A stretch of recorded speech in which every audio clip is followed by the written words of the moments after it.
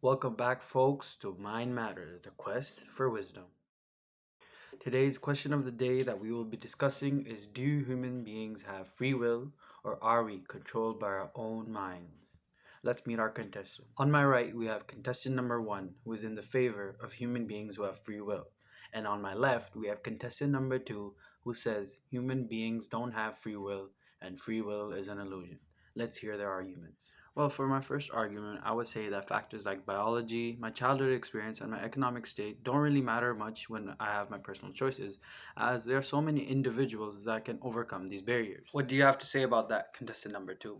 But before I state my argument, I would like to point out some fallacy from my opposition's argument. They say that many individuals can overcome barriers, but they don't identify those individuals or give a statistic of who those people are. They fall victim to the bandwagon fallacy. And the bandwagon fallacy is when a person takes popularity to validate their claim by saying many or most. They don't prove that or give evidence of that. And the argument also commits the composition fallacy, which is when they claim that if something is true for one part, therefore the whole entirety of it is true. We can see that in the argument when the opposition say that many individuals can overcome it. Therefore, the entirety of humanity can overcome these barriers. But when we know that it is not true. Now, for my argument, I would say that human beings don't have free will, as most of our decisions and choices are governed by factors that we experience from our childhood and adulthood.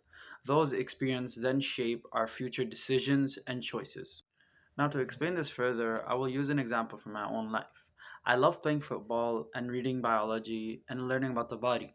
These all come from factors in my life. I love football because my brothers and my parents used to play it.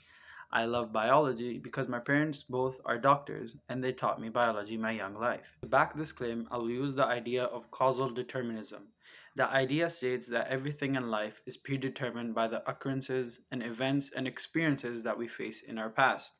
Therefore, all of our decisions and choices in the present are factors and are products of our past life and experiences, which clearly states that we lack free will or we don't have free will because those events in our past then shape our future and our present choices. Okay, very nice. Now let's move on to round number two. My second argument is that my subconscious or unconscious influences don't really matter much as I'm really not aware of them anyway. For my second argument, I would say that our brains perform and conduct actions before we are consciously aware of them and can perform those actions, meaning that our brain does the tasks before we can even perform them. To support this claim, I will use two examples. One of Benjamin Libet and his experiments with our brain and our actions in the 1980s, and the second one of Dr. Haynes 2008.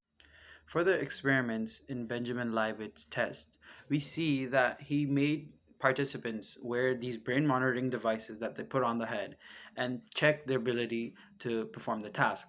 They would be given easy tasks like pushing buttons or moving their wrists. And he would see that before the signal was given to push the button, the brain would already decide on doing the action before our hand moved. And he would see a 2 to 3 second delay in that action. Similarly, we see in Dr. Haynes' experiment, with which he used the fMRI scans, which were more advanced over time, and he saw that our brains perform actions before we do. And he did quite similar experiments to Libet, and he found the same results, but he found even drastic changes that our brain can do those functions 1 to 10 seconds before we can perform the action, and then we perform those actions. These show that our brain's functionality is done before our ability to perform that action, hence showing we don't have free will. I also want to point out the fallacy behind the argument. The argument shows that if a person is unaware of something, it either doesn't exist or doesn't impact them.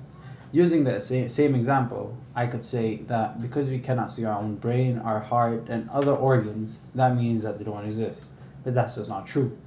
This shows the fallacy of personal incredulity, which holds that just because someone finds something difficult to understand or is uninformed of how it works, that means it's not true. It shows the ignorance to the genuine facts and evidence that our mind does influence the way we act and our decisions that we take. Nice, well organized, and informative. Now let's move on to our final round, round number three. In the end, you can resist the media influence and your friends and make your own choices free of influence. For my last argument, I would say that this topic is widely accepted and also influenced a lot of people, and that is social media. And the argument is that social media affects our day to day life and our day to day choices, as the media and the advertisements we take from our social media platforms affect our ability to choose. We see how social media platforms personalize information, ads, and videos according to people's beliefs and ideas and viewpoints.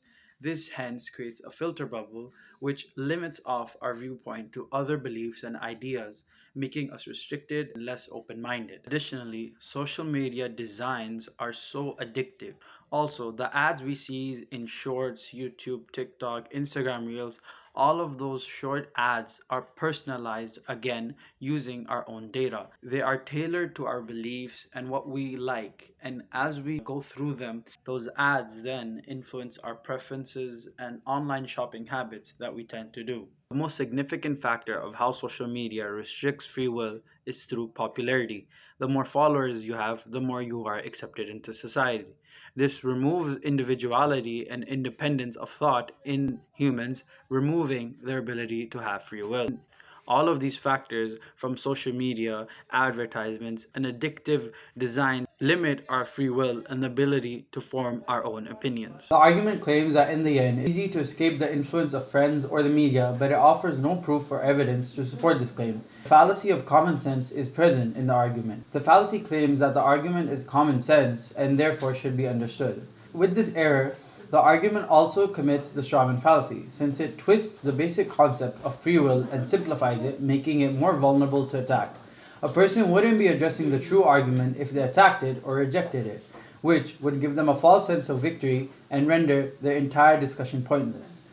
Thank you guys for tuning in, and I'll see you later. Oh, but we have one more message, one from a famous and known philosopher.